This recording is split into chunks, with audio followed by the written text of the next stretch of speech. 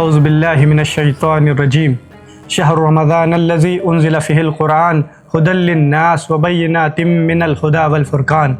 رمضان وہ مہینہ ہے جس میں قرآن نازل کیا گیا۔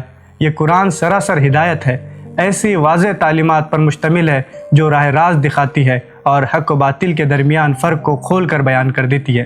قرآن مجید کتاب ہدایت ہے، اس کی تعلیمات واضح ہے، حق و باطل کے لیے کسوٹی ہے۔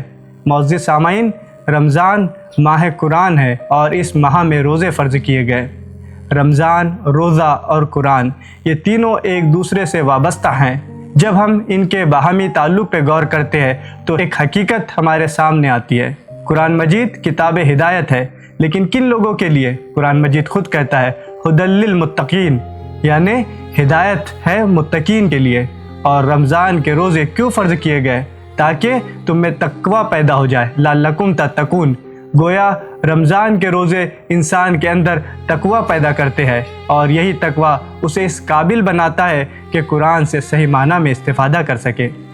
اسی طرح جب ہم حضرت انسان کو دیکھتے ہیں تو اللہ تعالیٰ نے اس کی فطرت میں فجور اور تقوی دونوں الہام کیا، ساتھ ہی اسے ارادہ و اختیار کی آزادی بھی دی۔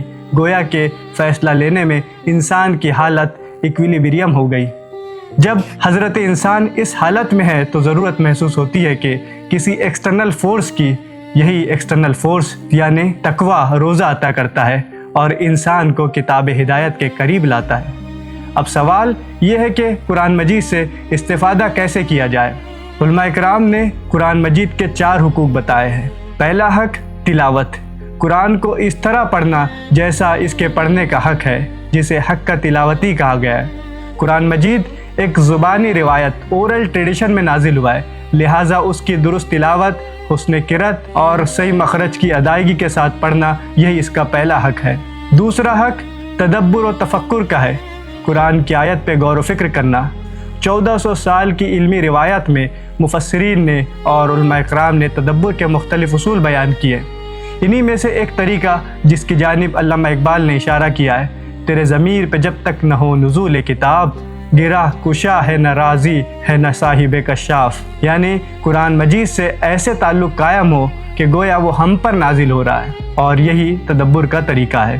تیسرا حق عمل، قرآن کے احکام کو اپنی زندگی میں نافذ کرنا، اپنے کردار، اپنے معاملات اور اخلاق میں اس کی تعلیمات کو جگہ دینا ہے۔